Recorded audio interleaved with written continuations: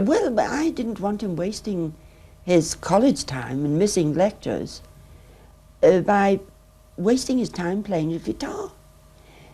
Whereas his training would lost. These things come and go. They're playing a guitar 1 week, everybody's clamouring for them, then they disappear. Nobody ever hears of them again. Fairly tough at school. I was always in trouble. But if I went into the tough districts and came across real teddy boys, I was in danger, you know. But I liked it, you know, being a rocker. At school it was easier because, you know, I could control them with my head, you know, so they thought I was tougher than I was. You know. I had a mate at school who was called Ivan Vaughan, and we were born on exactly the same day in Liverpool, so we were great mates. And one day he said, "Do you want to come to the Wilton Village Fete?" So I said, "Yeah, all right."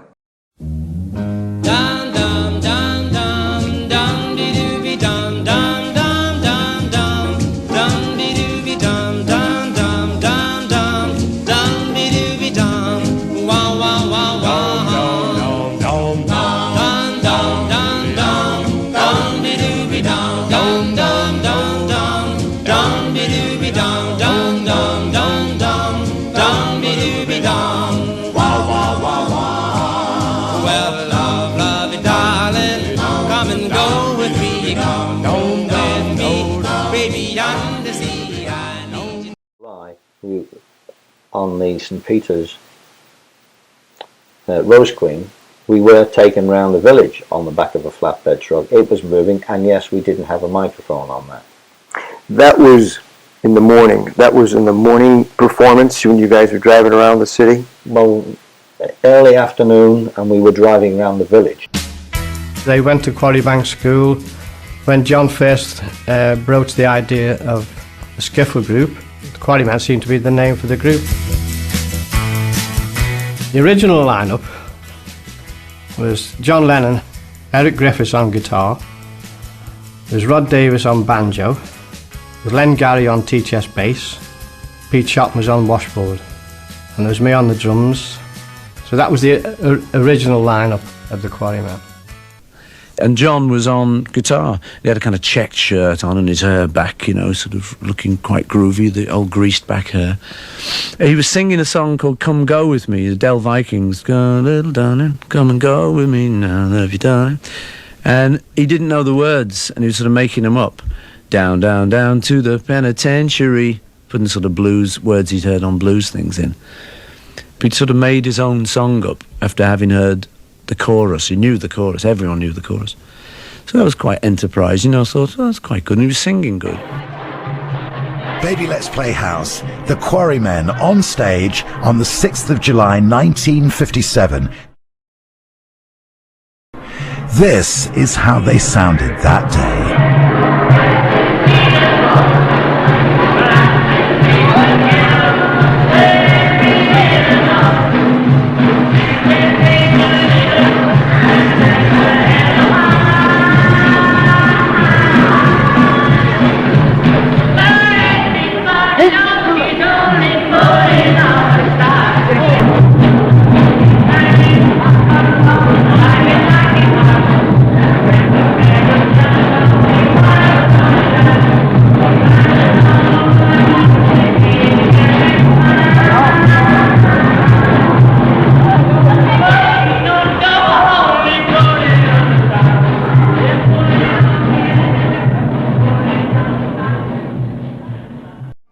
Where was that? In London? It was no, in Europe? We hadn't left our little town of Liverpool then, right.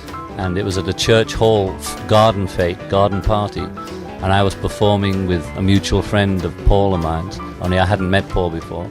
Ivan Vaughan arrived. Somebody that they all knew because Ivan was from Woolton, but he arrived with a stranger in the village, a very handsome young chap wearing a white sports jacket and black drain pipe trousers. So immediately there was whispers amongst the rest of the boys, who's this? He's come to nick our birds. Yeah?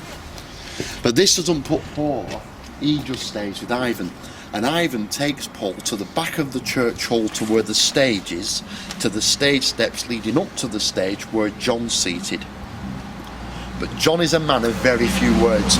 If he doesn't know yet, he will not get involved in a conversation with you. So the introduction between Paul and John is very short and sweet. It's literally a, all right mate, that's the end of the conversation. But Paul wants to show John what he can do on the guitar. So he takes a guitar, but before he starts to play it, he tunes it first, which takes John aback, because of course John doesn't know how to tune a guitar at this point. Paul then turns the guitar upside down to play it, because he's a left-handed guitar player. This takes everyone aback. No one's seen anything like it.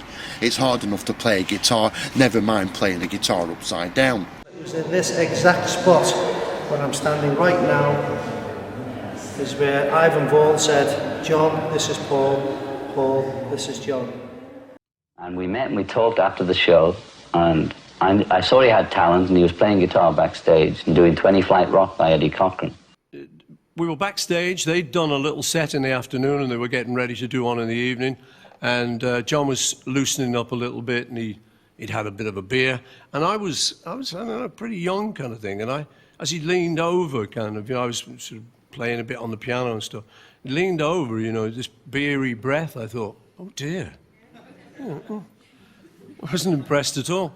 But what happened was we all started playing little bits and pieces, trying to impress each other. And I'm playing, and what happened was apparently John was quite impressed. I think it was just because I knew all the words. And that was like really cool in those days, to know all the words to 25 Rock. So I played it for him, and apparently that's what got me in the Beatles.